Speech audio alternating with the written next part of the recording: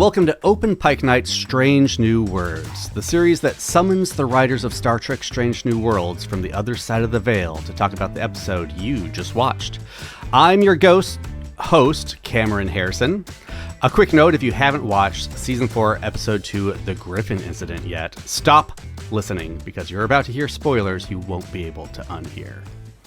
First, let me introduce my co-host, the man whose wedding vows included staying up to date on all slasher franchises, Jesse Bailey. That's partially true. I really liked the new I Know What You Did Last Summer. Oh. And I know that Final Destination isn't really a slasher movie, but the new one of that, I was like, you kind of forgot to make me like these people before you killed them. But let's talk about Star Trek. Now, producer John promised he would come. Told us this time it would be different, champ. He really means it. But all we got was this little plastic robot. It's cute. We'll take it. There it is.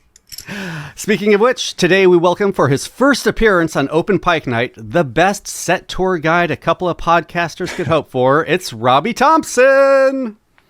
Good to see you guys again. Stateside this time.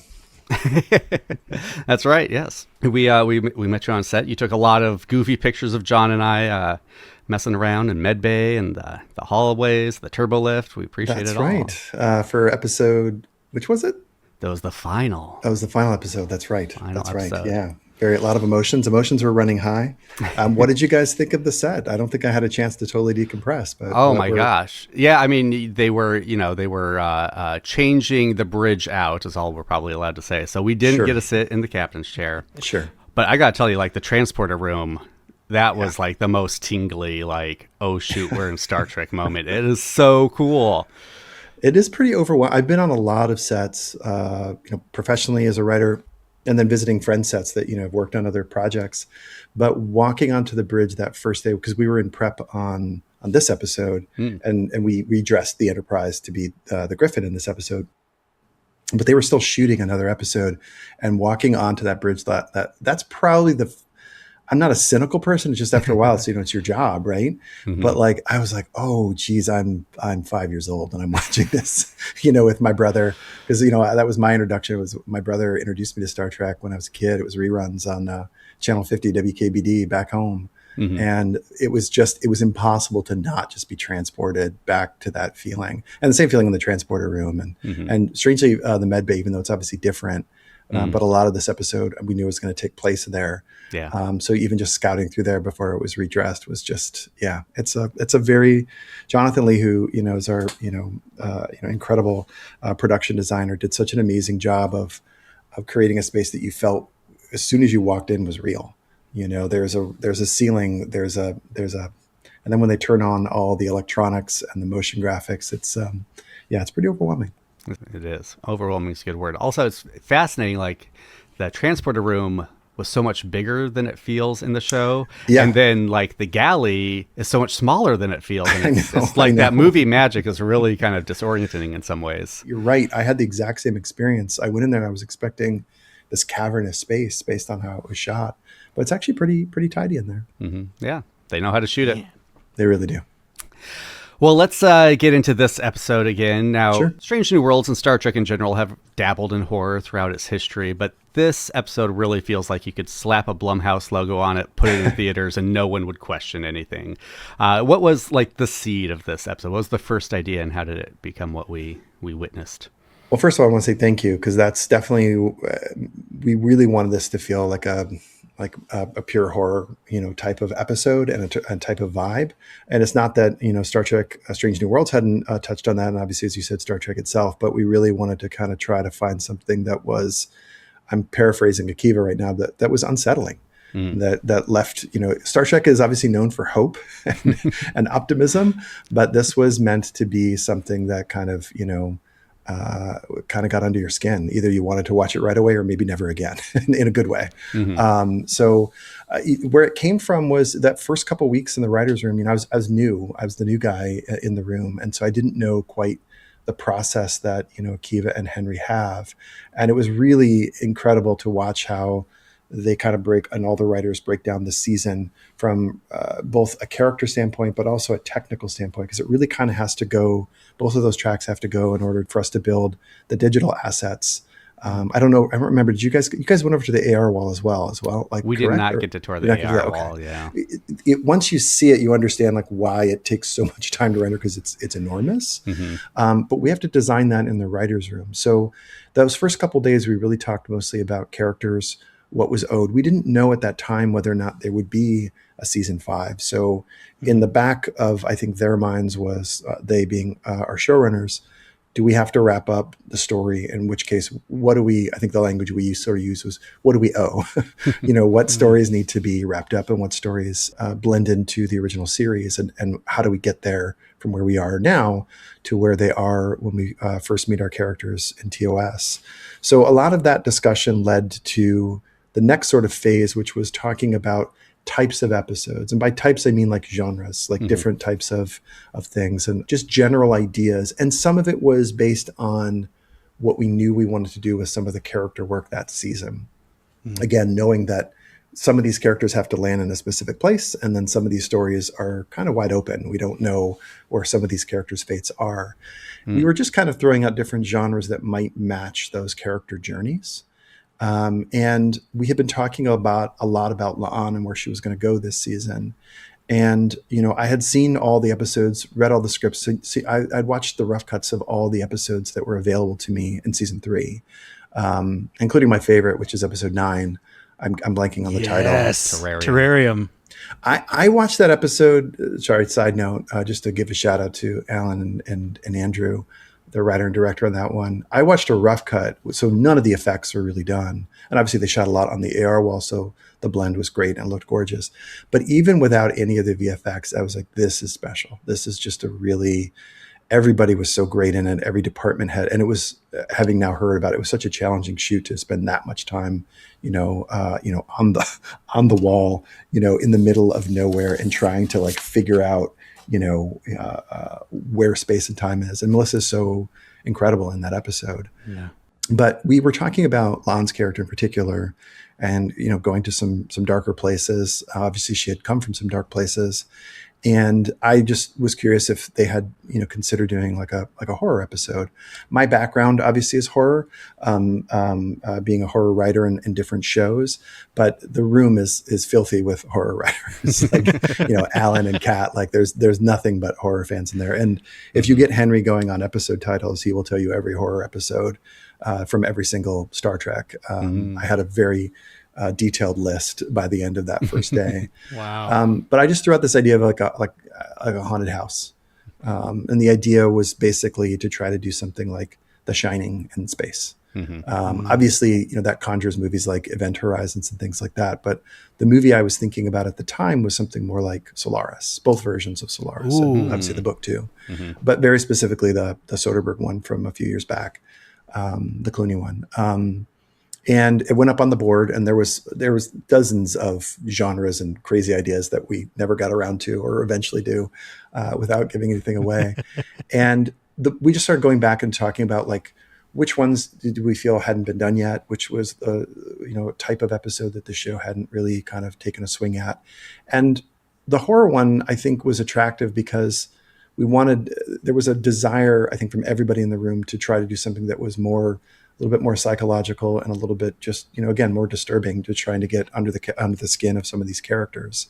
And then I'm not sure who pitched it out first. It might have been Dana, because we were talking about where Spock needs to get to in TOS, which is, and this is a line that ends up in the movie, or sorry, the episode. Sorry, we say the movie, which is he needs to make a little bit more of a turn back to logic. And it felt like, who better to put in a haunted house? Who better to be both Mulder and Scully for you in a horror episode than Spock, and particularly this version of Spock, the Strange New Worlds version. So that started to kind of coalesce pretty quickly, and we started kind of talking about it kind of in a general sense. And then I want to say it was Alan actually who started pitching the idea, because we weren't sure how many episodes Paul was going to be in. And there's a lot, if we were thinking this is going to be the end, to position him, obviously for certain things to come. But I think it was Alan who pitched out, he might be an interesting person. And that really excited me, because I just, as a fan of the show and the character of James Tiberius Kirk, I was fascinated by his relationship with his son. and with Carol, and obviously that's addressed in Strange New Worlds in some ways. But I thought, oh, that's pretty rich if we can dive into that. And so we kind of tabled that, and we started kind of breaking the episodes, kind of more in chronological order. And then we do like these arenas. All 10 episodes have to be done in advance so that all of the creative partners can approve, and then we can start building the assets. Obviously, with this one, we knew there wasn't going to be an asset. There was sort of an appeal to me was, hey, this one can save some money because we already have these sets and we can redress them. Mm-hmm. But having said that, the concern that I had as a guy who's done a lot of horror is hard to shoot. It's not dissimilar to shooting an action movie. You have to find a lot of pieces. And to his credit, I have to say Akiva was really, I wouldn't say they went back and forth on it, but he was really hell-bent, excuse the phrasing, on making sure that if we were going to do this, we went the distance. And to him, that meant bringing in a horror director. And they did a search for directors, and again, I think it was Dana who had worked with someone who had worked with Axel previous, because Axel was on Fish's radar. And we got a glowing review because she had been in done a couple shows for Flanagan from that camp. And within like 5 minutes of meeting her, it was just like, oh my God, this is definitely the person for the job. I don't know if you guys have chatted with her yet, but she is an incredible director and was just clearly just understood the material. And we met with her pretty early on. I think before I even wrote the script, but we kind of pitched out what the general idea was. And then, we broke the story, as a group. And then I was lucky enough to get to write it. Yeah, we haven't spoken with Axel yet, but we are scheduled to. And if you're watching this on drop day, you can watch our conversation with her tomorrow. It should be dropping. Okay, cool. Please give her my best. She is a literal international treasure. Absolutely. I can't wait. So you talked about your history with horror. Or were there any specific examples you can think of where like that experience helped you in writing the script? And was there anything you were able to do here you hadn't been able to do on previous shows? Because this episode pushes some horror boundaries that I've seen on television. It really does. Again, credit to Akiva, whose bloodlust is much stronger than mine. It's funny you say that. So I worked for many years on a show called Supernatural, and I wrote an episode. I don't remember what season, but I remember the title. It was called Pac-Man Fever, and it's a episode where one of the boys, the Winchester boys, gets trapped in a video game. And very early on, when I pitched it, the video game was going to be Dead Space. Not the actual game, Dead Space, but a game like that. Okay. Because I was like, could I get one of the Winchester boys in space? Because that would be cool. And we really went down the line on it pretty far. But Bob Singer, who was our producing director / co-showrunner, he pointed out that on a network schedule, we wouldn't be able to really finish those visual effects and really make it work. And so we pivoted to, it ended up being kind of like a World War II zombie kind of thing, which was great. We put one of the boys, Dean Winchester, into a military outfit, and it was awesome. It worked out great. But I remember writing on my board when I pitched out, I wrote, the teaser out was Dean in space. And I always wanted to find a way back to that. So I would say that my experience on Supernatural certainly informed this. And this was an itch I just didn't get to scratch, was doing space horror. I'm also just a big fan of, in the movies that I watched while we were breaking this, I definitely revisited Event Horizon. You can't do horror in space and not go back to the source material. Mm-hmm. Although that is very inspired by so many other movies too. But I did go back and watch the original Solaris, and then I watched Soderbergh's Solaris, I think maybe twice. And then another one that we talked about as a reference point in the room that I rewatched was Sunshine, which is kind of Project Hail Mary, and then it becomes Event Horizon. It's very, I think it's a very sharp turn. It's a very sharp turn. I personally love that in a movie. I find that to be nothing but joyful. But I think it was an interesting touch point for just doing horror in space. Mm-hmm. And then starting talking to Axel, like we started talking about more traditional horror films. Obviously, The Shining was top of mind. I definitely rewatched that one, and then The Haunting. But it's a long-winded way of saying, like, for me, I think my background in horror certainly helped, but the desire to do space horror has been a 10-year dream of mine, and I finally got to slay that dragon. That's so Your cool. space dragon. My space dragon. So Star Trek fans, as I'm sure you know, we like to pick up the little things. We like to hope maybe we're the first person to pick that thing up and prognosticate based on those. So Division 12 did get a mention in season 3. We heard it was ADR. We get a little bit more detail on Division 12 here. Are you able to tell us if we're going to learn more about this arm of Starfleet before the end of season 4? Guys, I'm actually in a secure location within Division 12 right now. I can neither confirm nor deny that. I will say it was really fun. When we were breaking the episode, we were kind of speaking about it in just a loose sense, and we all were really drawn to, and I was stunned that we ended up doing this because, again, Star Trek tends to be beginning, middle, and end. And this one, we really wanted it to feel, as a group, open-ended and a little bit, again, unsettling. We wanted that unfamiliarity, but I think, with regards to, Division 12 appearing again, when we were talking about it, I sort of asked, I was like, well, what would happen to the ship?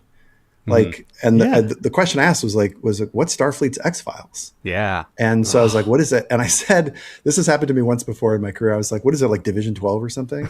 And I said it as like a throwaway. This happened to me on Supernatural. There was I can't remember what season, forgive me.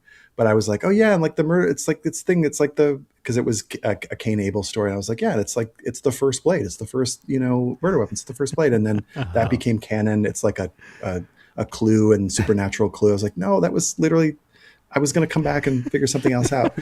But when we started talking about it more in the break, I think it was Akiva's idea to go back, and they were still posting season 3. And he was like, let's seed it here. Because that way it feels like it's, it's part of the world, and it won't feel like, like a, wait, what?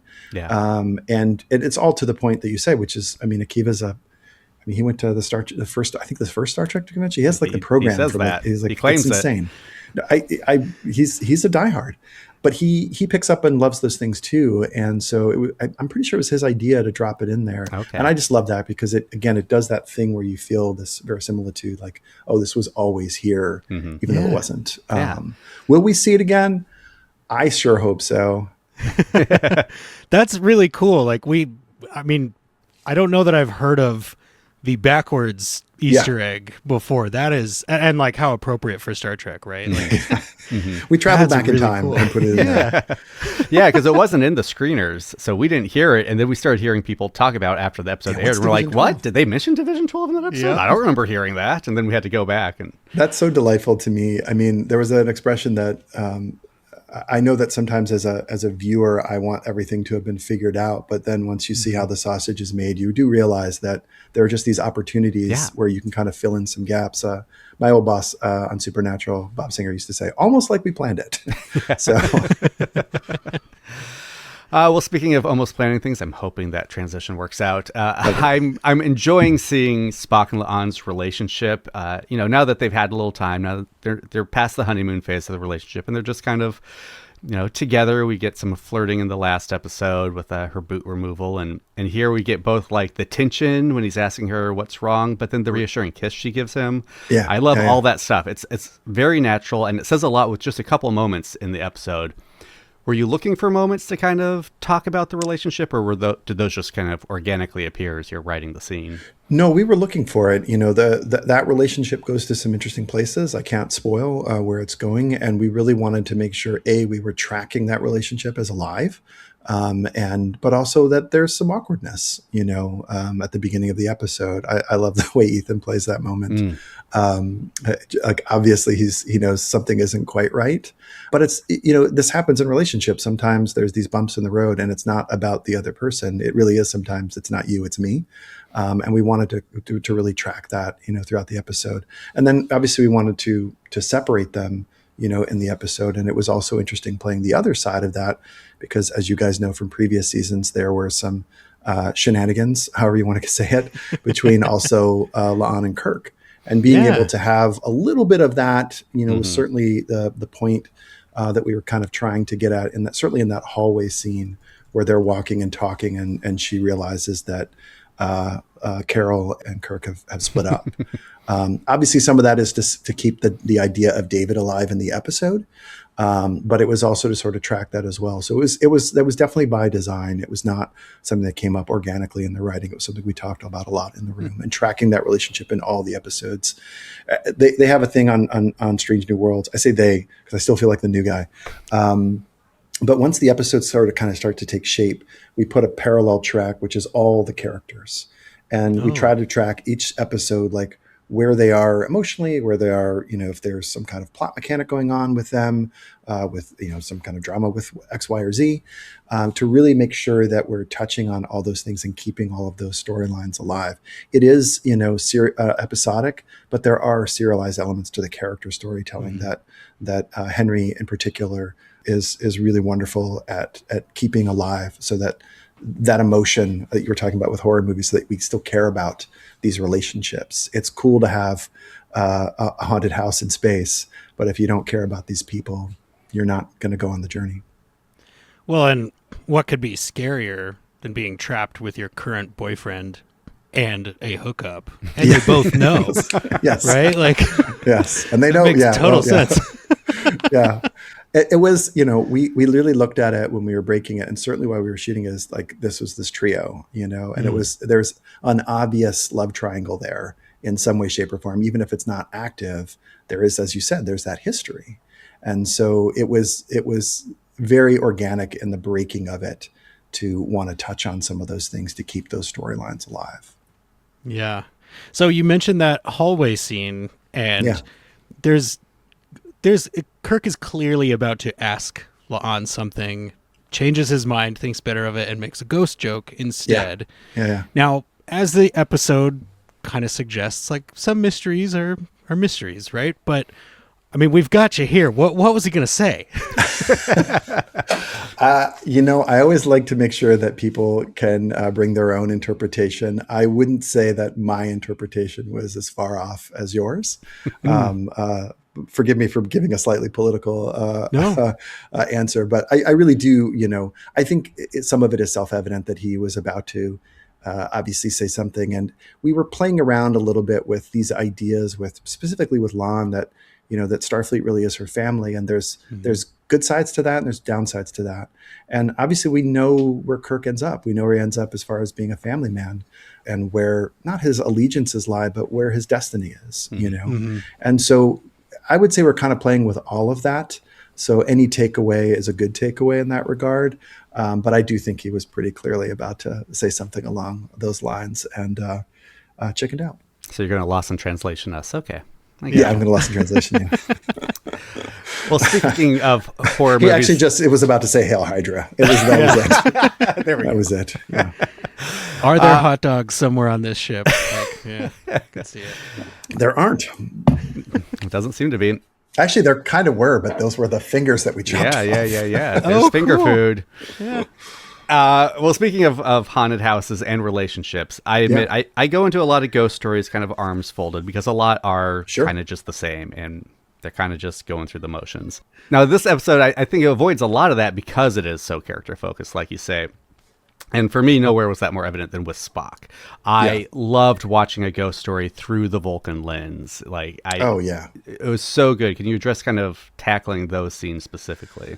I don't have favorite characters, but if I were, as far as legacy characters, I mean, I grew up I watched Star Trek with my brother, and he's my older brother. So obviously he was Captain Kirk and I was Spock. Like, that's just how that works.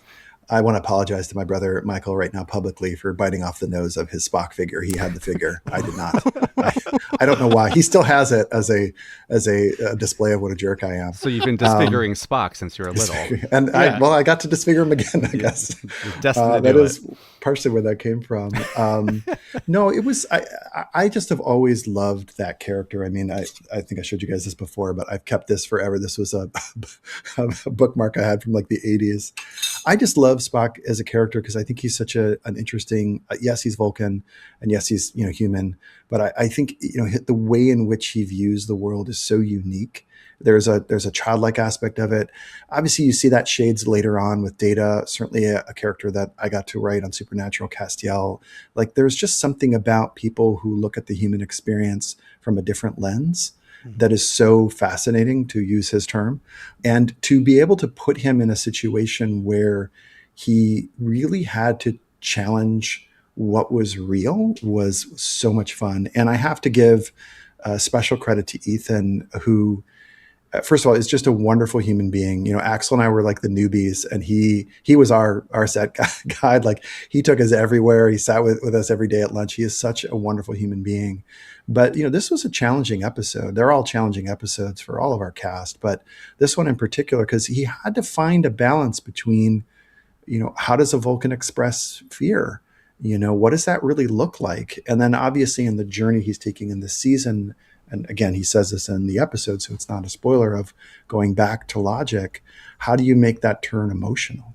You know, how do you make that really feel, you know, resonant to the character? And I had fun writing it, but I had so much joy watching him perform it. There's one moment in particular. There's a moment in particular with the trio where they all, and we didn't talk about this, but if you watch it, you can see it, where they all surrender to the ship. And they made a choice. I've never talked to them about this. I can't confirm or deny it. But for Spock, there's a moment where I love his chemistry with T'Pring. I love that history, bringing that history of that relationship back. And they just, as actors, have such great chemistry. But there's because he's so just like, please go away. I don't. Why are you here? I love annoyed Spock more than anything. Like, it's the best.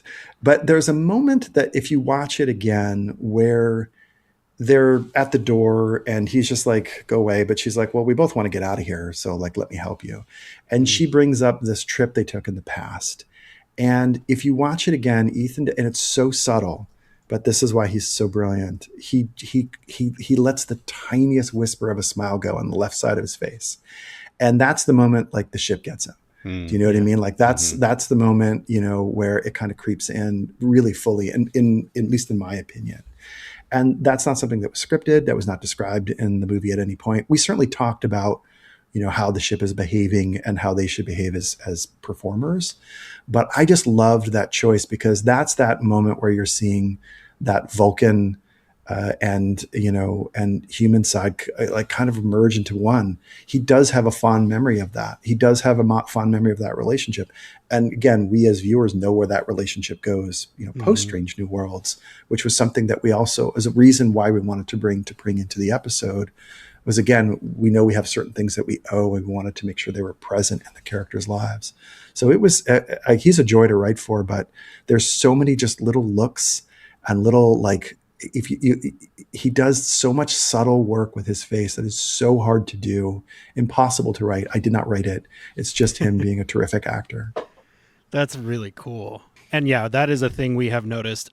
There's more than one person on this cast who really excel with the micro expressions, like to the point where almost like, did they tell people in the auditions, like, how are you with micro expressions? Because it's like, it's impressive across the board. There's a bit in this where Paul, who's so wonderful and I think has done a good job of honoring other Kirks, but also making it his own. But you know, he's so resistant to what's happening. And then there's that moment where he says David for the first time. And it just breaks my heart, because you can see that, like, again, he's surrendering to the ship from my point of view as a viewer, not as the writer of the episode. And I think it's such subtle, small work, but it's so heartbreaking. And then the contrast when you come back, at that point, he's in a fevered pitch, desperate, and actually believing his son is somehow in the wires of that thing. It's such a joy to watch that. And then there's countless moments I can point to, because Chrissy is such a rock star in this episode. But there is a moment that I love, where she sees the blade is in her hand. And the relief that she has in that smile is so wonderful. It's so, because I think it was written in the script. I'd have to double check, but it's like, she's home now, and she just found a way, again, with that expression, to really show you that she was happy. We don't get to see La'an smile a lot. And it's a real smile, and it's very chilling. And then the smile she has later on when she talks about David is so, even on the day, I think, I remember turning to Axel being like, ooh, like, are we going to make it off set? Are we going to be okay? She was terrific. Yeah, she was terrific. That's great. But they all had these moments. Everybody does. I mean, Rebecca has this moment, again, not scripted, where she cuts herself. And it was, we were blocking the scene and she was kind of going to drop into camera and then fall off. But if you watch it, she drops down and she added this like almost euphoric smile. And again, it was like she was playing the moment, like, oh, I'm at peace. Like, I don't have to worry about, hiding this thing anymore. It was such a great choice. And then, my God, you could put together like probably an hour of Anson having the time of his life in that chef, thing and chopping. He was incredible. He went full Jack Torrance. He was amazing. So we have to talk about Anson, but I do briefly want to jump back here. Yeah, sorry. Because you're good. But you mentioned T'Pring, and we agree, like, kind of a brilliant choice to bring her back in a way that is creepy, but she's also like, she's acting as Spock's anchor, but also his tormentor. Yeah. And in a scene that takes place 99% in sickbay, it'd be easy to understand if you put Chapel in that role. So is there a reason that you thought, let's go T'Pring over Chapel here? My memory of it was we did talk about a version where it might be Chapel, but it felt more like, again, playing some of the more, and I mean this complimentary, not in a bad way, the more soapy elements might play better at the end of the episode. Because, there's that moment where Chapel's like, you still love her and not me? Like, why didn't you conjure me is kind of the maybe the subtext there. But like, it felt better to have her have a real moment with Spock to sort of track that relationship, because in TOS it does feel like she still has feelings for him, and so that we wanted that to be real. And with T'Pring, again, we knew that where that relationship is headed in TOS, and so we wanted to bring her back, but it felt like bringing her back, at least in the context there.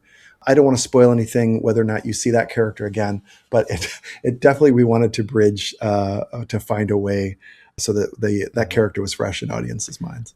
I think I might have cheered when she came out of the body bag, because I have been a long stan of Spock and T'Pring. They have amazing chemistry. I'm like, I know this relationship is doomed to fail, but I want them to enjoy as many moments between now and then as possible. And she is so wonderful. Like, she plays it so great. And, the question that everybody had that were eventually revealed to be manifestations was, how do I play this? And, and we felt very, very strongly that you should play it straight, but when there's a turn, obviously, like, the turn that Rebecca has when she, cuts herself. And then we gave, I think, Anson the most real estate, because he's so terrific, and you just knew he was going to do something special. And he took what was, I thought, like, good, and made it like, oh my God, it's like off my, like, I didn't talk to him about it afterwards, but he was so clearly just having so much fun. Like, you can just tell when an actor is just enjoying themselves. But I will say, on the flip side of that, later on in the episode, he has a very serious moment. And although there's a cut to La'an at one point, just to know that, for the audience to know, that was all done we did several takes, but that's all just one take of him. That monologue is, you really have to land that monologue. It's because you want to know that, like, hey, Alan was the guy when we were talking early on in the process, because he was excited about doing a horror as well, because obviously he's a very accomplished horror writer. But he was the one who said, and I'm paraphrasing in the script what he said, but the line that Pike has about space is infinite in its beauty and its horrors, I'm paraphrasing myself now, because I don't remember the exact line. That came from something that Alan said, because we were talking about, like, space is hopeful and awesome in Star Trek, but like, if you open an airlock, it's bad. It's all bad. Nothing good out there. And we really needed, and I just remember on the day, I was like, oh, I wonder how this is going to go. And I was just like, oh my God. Like, again, he's theater trained actor. I shouldn't be surprised, but he takes the material and puts a spin on it in a very, very unique way. That's a long answer to why we brought T'Pring back. So, we love it. I covered a lot there. I mean, with Anson, I've often said he's a character actor trapped in a leading man's body. Oh, 100%. And it he feels is like so funny and quirky, and I really enjoyed. We didn't get a ton of time together on set because he's got quite a busy schedule as the captain. But I just loved the way in which he would tackle the material and like things that he would do to really kind of make sure that the intention was very clear. Do you know what I mean? Like that, okay, you wrote this, but like not in a combative way, but like, I really want to make sure I understand where we're going here. And it always led to just great stuff. He was definitely channeling like every 90s thriller, like Dr. Giggles, The Stepfather. I was just, I'm here for it. Again, Axel and I would love to get her point of view on this, but like she's a really special director because she really understood that we had to find moments. Like it can't be this episode lives in a slower pace. It lives in longer lingering shots, and it lives in some really pretty tight close-ups of characters reacting to things that maybe we can't see, but maybe we hear. And she really understood the assignment, as the kids say. But watching her watch different moments was so joyful because she genuinely, and you will see this when you're, loves horror. Like I have a video and a picture of her at the end when Kirk is crawling on the ground and there's blood everywhere. She's down on her hands and knees, like it's her handprints in some of those. Wow. Because she is so into it and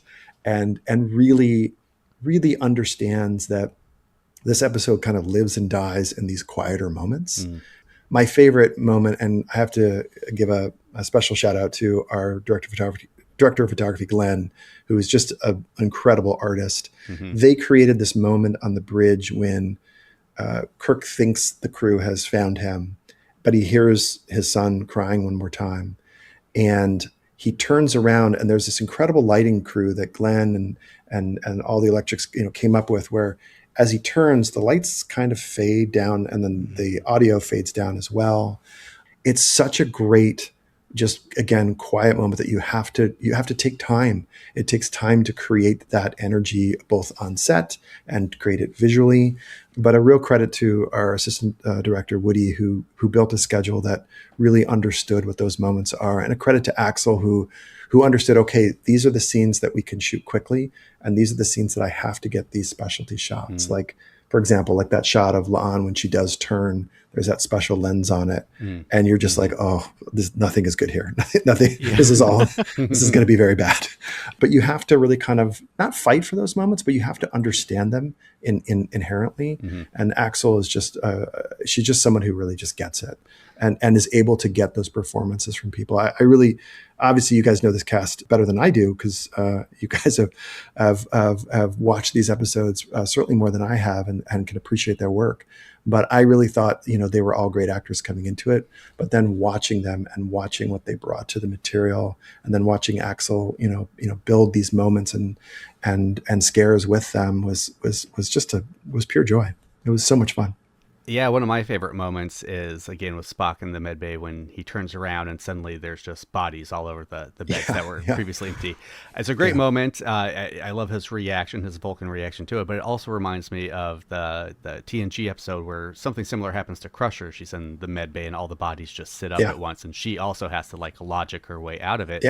Was that maybe an intentional reference to that episode, or just kind of one of those happy coincidences? I would say it eventually became one, but one of the things that we talked about was there's a morgue scene in Jaws that we talked about. It's obviously much less horrific. I mean, it's horrific in its own way. Yeah. And then obviously The Fog, John Carpenter's The Fog definitely was top of mind.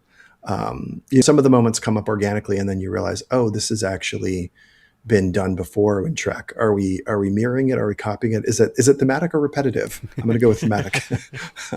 How many episodes of Trek are there, Jesse? Almost 1,000? Almost. They're like so what are you going to do? 50 or 960. Yeah. And if you're going to copy somebody, you copy the property you're working on. It's also one of those really, I think, fun things about something like this when you are in a space, especially a space like the Enterprise itself, you're going to find these echoes no matter what you do. And I think it's more about what is the story you're telling in that moment. I will say there is one moment there where there are so many logistic things you don't think about as a writer until you're on set. And you've written a scene where Spock has his communicator. He also has to have his phaser, and he has to have his tricorder. And they have magical pants, apparently. Yes. Yep. So there was this moment, and I remember Ethan rightfully pointed out, he's like, I'm supposed to kind of turn and then start to run this thing, but I'm holding a flashlight and my communicator. And he and Axel kind of talked about it, and Ethan had this idea like, oh, I'll set it down. And it's funny, I remember watching it on the day, I was like, oh, we'll just cut around this. This is like, oh, what are we doing? But then I watched it in the first assembly, Axel's first cut, and I just love that moment because it's a transitional moment. Because Ethan's, yes, he's doing the yeoman's work of putting it down, but you can see he's like, okay, this is now serious. And because again, it's a slower camera movement, we're slowing the audience down with intention, and it ended up being a moment. It's like one of my favorites in the episode.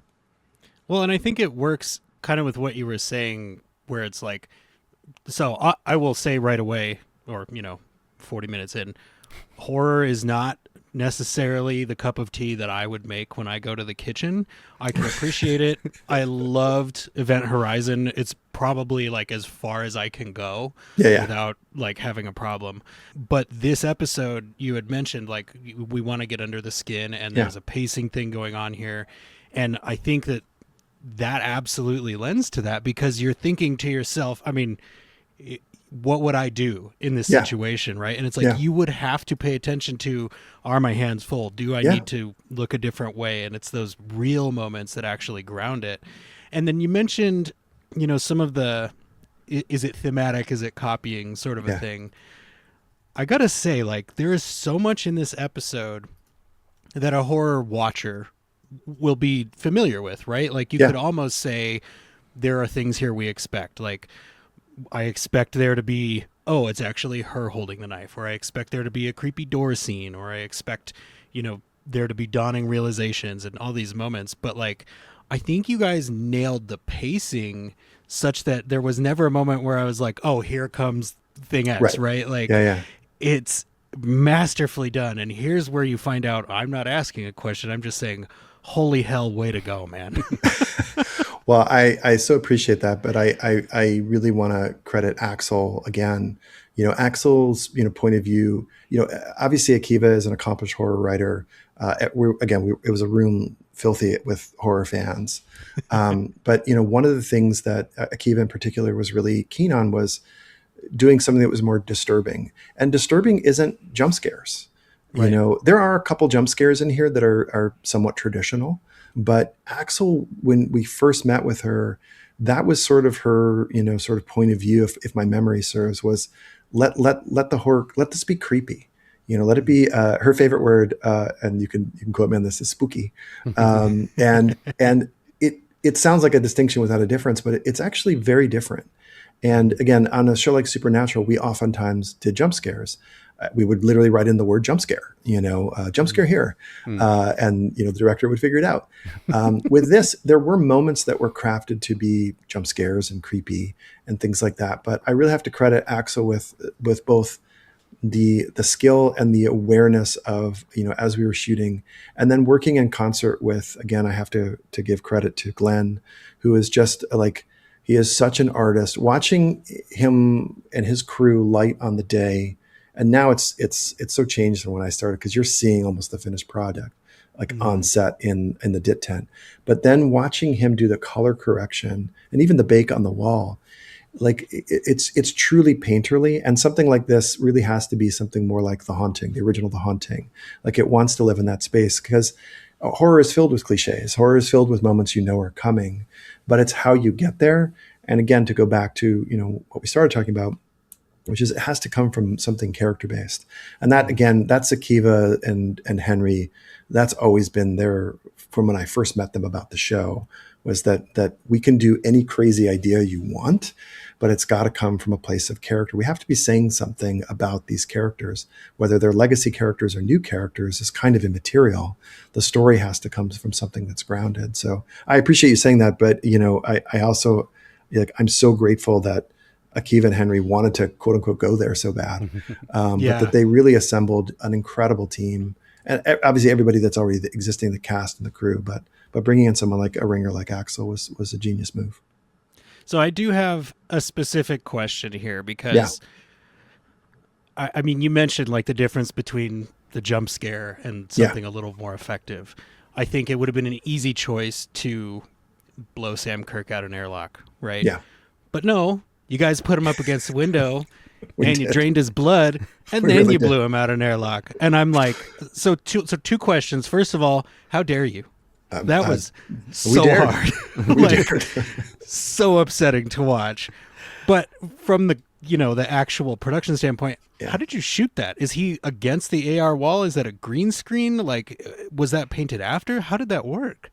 So a couple things. That was one of the moments, it came from the writer's room. I don't remember who pitched it exactly, but that was one of those moments that as we were breaking it, and then eventually as I was writing the outline and the script, I was like, well, this will never be in the movie. It's super impossible and it's super gross.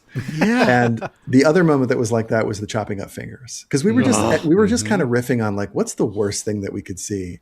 And I think I pitched it first, maybe it was somebody else. And then I was like, when I wrote the script, actually, I cut it out because I was like, oh, we're never going to get away with this. There's no way we're going to chop off Pike's fingers. And it was Akiva. I'm going to, again, credit his bloodlust. He was like, I think it was the first note he gave me. He was like, oh, we got to put where's the finger cutting bit? I think you forgot to put it in. Remember, we talked about the finger cut. But the Sam bit, it was, I was very hell-bent on getting Sam in the episode. I am the youngest of two boys, Kirk Bros for life. Obviously, I wrote the Winchester Boys for a long time. Brother stories, and my brother was my entree into Star Trek. So there was no way Sam wasn't going to be in the movie. But we really wanted to kind of, again, touch on the Kirk family. It's not a Kirk curse per se, but obviously we know what happens to Sam. If you're a fan of the show, you know in that moment that this is not real, or at least you hopefully do. But if you're a cursory fan and maybe haven't watched all of it, hopefully it's a holy shit moment. But I will say that moment just got grosser and grosser the more we got into it. And then I think, and again, you'd have to ask Axel this, but like I wonder if I saw the text, the glee with which when she saw the final VFX, I mean, was palpable even over text. She was so thrilled. There's a moment too where like the blood hits the lens. I mean, it is so hard R. But again, a credit to Akiva and Henry. Akiva's bloodlust. But they really wanted it to be disturbing. How we shot it was a very complicated day. But we shot it all on the bridge. Oh, wow. Poor Dan was in the rig for a long time. It's a combination of a stunt performer and Dan doing it. And I really want to, because I got to know him as a person. He's a really lovely human being. Yeah. But Dan's performance in that scene is outstanding. Mm-hmm. He really has to anchor you from the moment he shows up. You really have to believe that he believes this is real, and he plays it totally real. And there's a moment when it's in the scene prior where it's when Kirk says, "Oh, I think I heard my son," and just like the heartbreak that Dan brings it, again, not scripted. He's like, oh, fuck, my brother's really messed up. Mm-hmm. I got to talk to him like he's in shock because he's clearly not himself right now. Without that, you don't believe the turn. And even if you've already guessed it, you at least can see that there is a facade that's being put forth to really kind of trick Kirk. Mm-hmm. And that's credit to Dan. But no, it was a combination of a stunt rig. They put in a rig to kind of do the pull. And then that poor Dan, was kind of up in a harness as the glass was breaking. And it's very challenging to do any kind of, if you talk to any actor who's done wire work, whether it's, I remember there was an interview recently about Project Hail Mary, and Ryan Gosling was very passionately against wire work after making that film, but he was such a gamer, and he's clearly an athlete in his normal life. But we talked a lot about the character and where the character was going, and that was like one of my favorite moments because that relationship is one of the many in Star Trek: Strange New Worlds that they've explored that I've really loved getting to see. Again, they're kind of coloring between the lines and over the lines sometimes, but getting to see that relationship from a different light, and we wanted to play the reality of it, like that how does Kirk view his brother, So all of that is real from the sense of Kirk's point of view. Man. I mean, you kind of answered my question, but I am a self-avowed Sam Kirk stan, and the definitely have been wanting to see more of the brothers and more of like their love for each other, because we've gotten some of their rivalry in the past seasons, but like really seeing like what they mean to each other to make this future that we know is coming hurt even more. And Yeah. so, I mean, thank you for giving us that. When I was watching this episode, I was like, this is what I've been wanting. Yeah, and again, just credit to Dan. Like I was interested in that character prior to watching all the episodes, but I just think his work is really superb. He's also just a wonderful human being, but you really have to kind of hold your own, and you're holding space for a character who we do know that legacy. And it was such an easy add to the episode because we're talking about being a father. And again, performance wise, when Kirk says, how do you balance it? He's like, well, I don't. It was so honest and real. And I certainly, can relate to that now, in a different way. He's just a terrific actor. I'm looking forward to more Kirk Brothers scenes then coming up. I definitely wrote a Kirk Brothers scene later on, but I can't say when. All right. Man, it's crazy to me that, like you had mentioned, a lot of Star Trek fans know where Sam Kirk ends up. Yeah. And you guys looked at that and went, that's getting off too easy. We really hurt him. It's like we triple murdered him. I cannot tell you, because when you're watching a rough cut, you're understanding the cutting pattern and you're understanding that the visual effects will be in here, but it got grosser and grosser. Even I was like, is this too far? Have we broken this? And the finger thing too. I cannot believe that exists. I cannot believe that was real. I felt the same way. I was watching it, and there's the wide shot of him cutting veggies. And I was like, oh, that'd be messed up if he didn't cut his fingers. And I thought, oh, they're not going to do that. 2 shots later, they're doing that. I love the way that was shot and edited. And again, Anson was I wish they would just release every take, because every take was so, Stanley Kubrick said to Jack Nicholson, real is good. What is it? Or I can't remember the exact quote. One of the things he said to me that I've always remembered was, in movies, you don't try and photograph the reality. You try and photograph the photograph of the reality. But I think what Anson really brings to that moment is a joy, that's kind of unexpected, but it's in keeping to the character. Like, oh, I can be free of my fate. I could just be a cook. This will be great. And then he grinds out his digits. The amount of emails I have, photographs, tests of that bit is horrific. And the absolute, again, I'm going to call her out and give her credit. Sheer joy that Axel had on that day was chef's kiss. Just delightful. Truly horrible. I have seen every episode of Star Trek with the exception of most of Enterprise. This is the first time I have physically looked away from the screen while watching a Star Trek episode. And I did it twice. Yes. So wait, what was the other time? Thanks for that. What was the other time? Sam Kirk and Pike's fingers. I was just okay. I have I got to keep my eyes open because I got to do this for the podcast, but this is hurting me. So honestly, put it on the poster. That's the best compliment you can give us. I cannot thank you enough for that. It was intense, man. That's great. I'm thrilled. Well, to Jesse's point earlier about the effectiveness of the episode, the parts I was mostly impressed by were the rug pulls. And going back to T'Pring, she is the most rational and convincing hallucination I've ever seen put to film. Yeah. At first, I'm like, okay, she's not here. I hope she's here. I like T'Pring. Within moments, I'm like, oh no, I think she's here. I think she got teleported to the ship. What is going on? And then same with the crew. I'm like, oh, these guys are definitely phantoms. And then you keep playing them. They play themselves so well. Yeah. And you're like, oh no, okay, they beamed into the haunted house. This is cool. How's this going to play out? And so I imagine, was that a process of when and how are we going to do the rug pull? Did you work to audiences are smart. We really need to go the extra step to convince them. And then how do we reveal it? There were, I'm blanking on what they were specifically, but there were a couple more moments where we kind of pushed it. And it was Akiva, I remember on notes on one draft, he was like, the audience is ahead of you. We got to lose this. They'll know.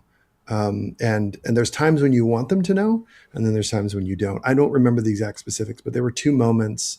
We didn't cut anything per se, but it was just a moment where you're like, oh, the audience will know. And then again, credit to our cast and our director, they had to play the reality of it. I remember, I think it was Rebecca asked me but how do I know that? And I was like, you're a ghost. And she laughed, but her question was right, which is what am I playing? And, our philosophy on it, in the tone meeting we had was, these characters are playing as manifestations. These have been kind of plucked from, people's memories. So they wouldn't be, but it's a haunted house. So they wouldn't be an idealized version of it unless they needed to be, and we wanted to make sure, and that's why there's a lot of like callbacks and things in the episode. And it was helpful to bring back characters like T'Pring to make sure that there was that feeling like, oh, this is fake, but wait, is it? But no, it's fake, but no, it isn't. And then again, we were pot committed to killing Sam in a horrible way. So we were kind of in for a penny, but I do remember there was like one or two moments prior to that where Akiva, to his credit, was kind of seeing the cut, while I was still writing it. And he was like, that's not gonna play. And then Henry is so great too at just finding the emotional moment so that you realize, let's make sure when we were breaking it that I'm invested here. So like when we were talking about specifically that scene, when the crew came on, like that's where it was so easy to bring Sam in, because you needed somebody who could speak to Kirk directly on a personal level, on an emotional level, so that the audience could either say, oh, that's a phantom and that's shitty. Or they could say like, wait, is that okay? So they're safe now?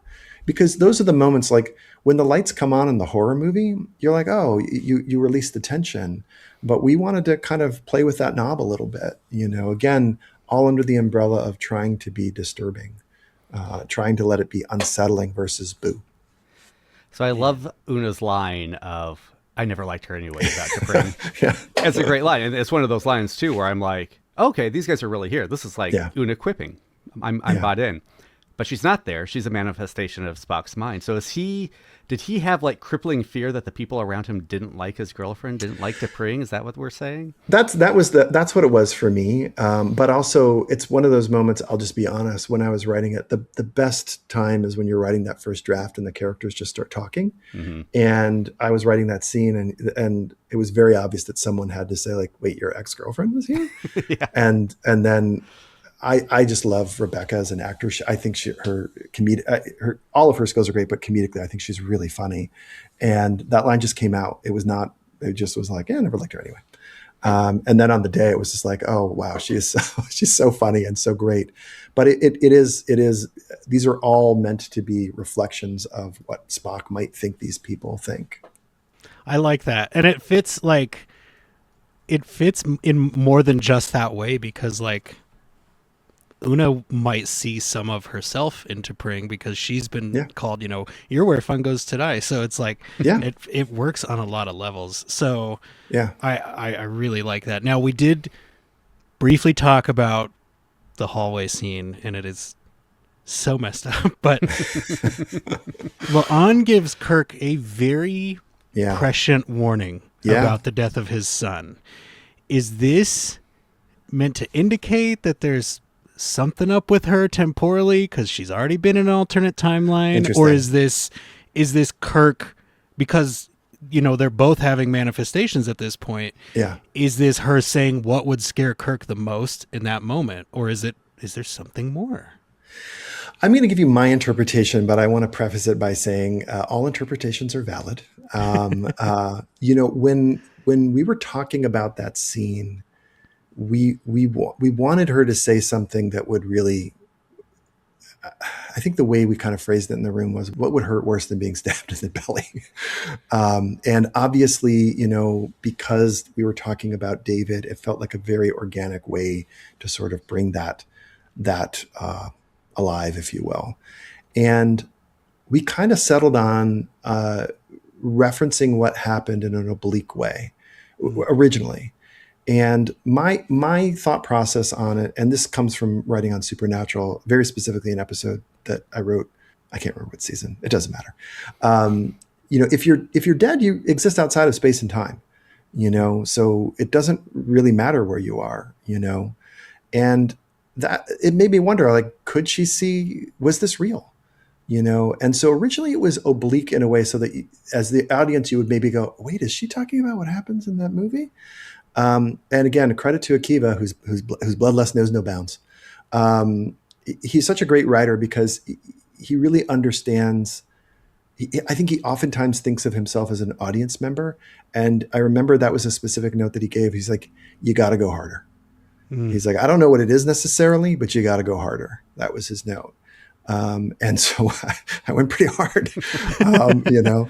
And again, that's one of those ones where I was like, oh, this is, we'll pull this back, right? But it just felt right. And it's not an easy thing to come up with per se, or easy thing to write, but it's easier to write it than it is to perform it. And that day was one of my favorite days shooting because, again, you know, Chrissy has to do a lot of things in this episode, a lot of moves, but that performance was so chilling. And again, that's one of those moments where I did, as I said before, I looked at Axel, I was like, are we getting out of here alive? Are we safe? Because she plays it with like that smile that she has, that turn.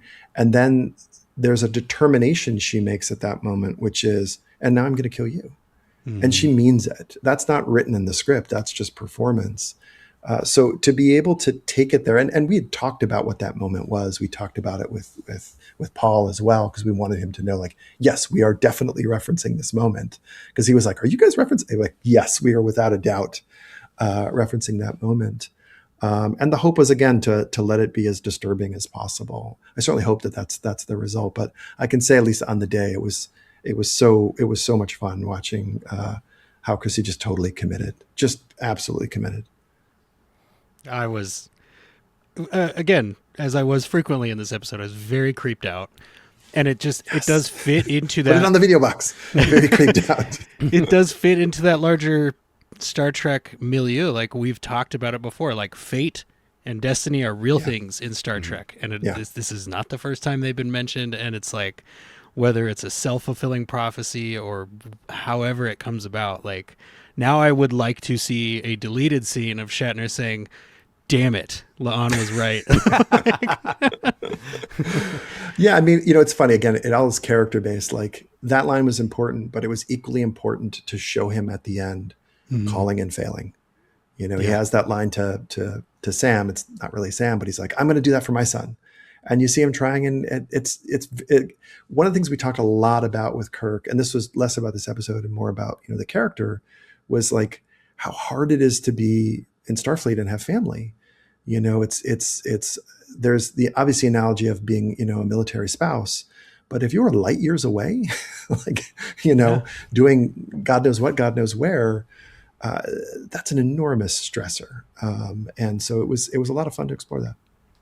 I was convinced that you've mentioned Star Trek is hopeful, and it is. And so I'm like, okay, once they actually get back to the Enterprise, it's all the injuries and mutilation will be gone. It'll be like, oh, that was part of the manifestation, and you did not give me that. No. Was that an early choice? Like, they're definitely getting hurt. Yeah.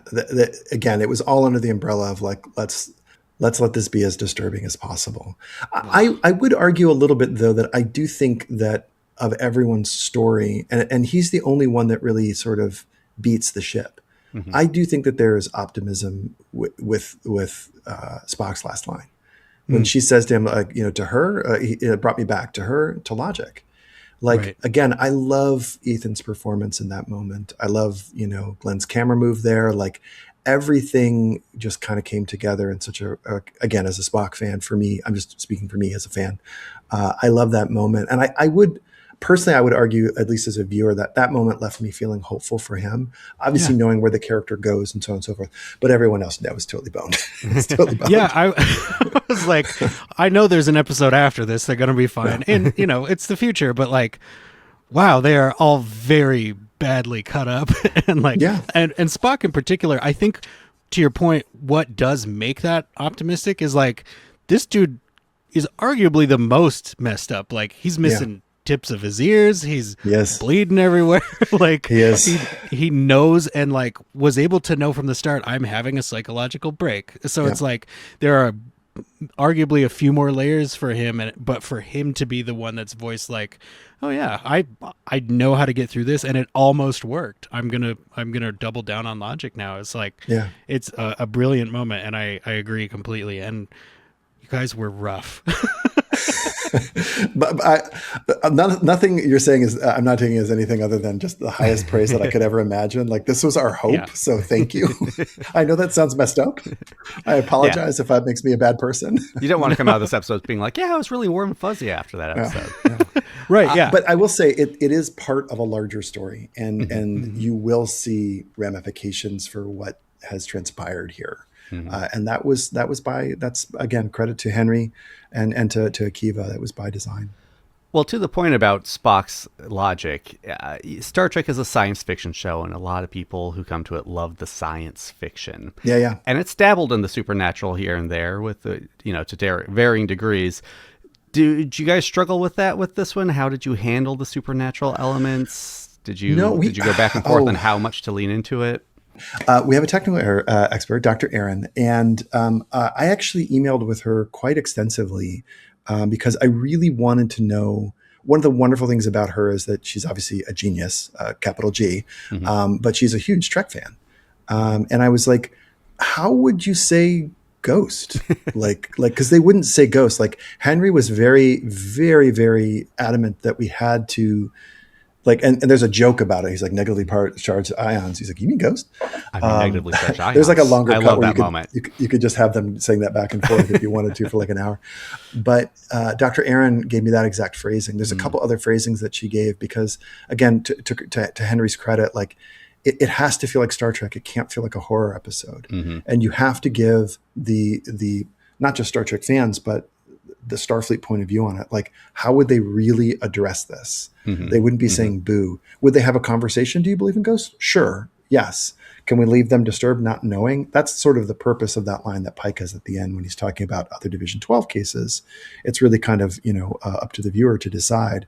But no, it wasn't a particular struggle, but Henry was very clear from the beginning, and Dr. Erin was incredibly helpful to make sure that the language sounded like Star Trek, even though perhaps the visuals did not quite look like a traditional episode.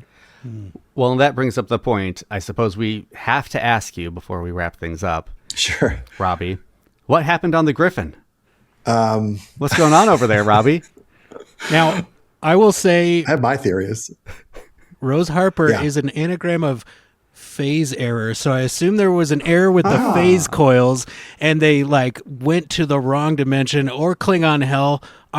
What do you got, Robbie? That sounds great. I would rather leave that up to the viewer. All theories are valid. Again, I would point to movies like Solaris and Shining again as inspiration, where the horror is personal because of what you bring to it. Yeah, hopefully Division 12 cracks that someday. Man, if Division 12 ends up being a series, I really hope you're writing on it. Dude, sign me up. Write your congressman. If you're listening to this, there'd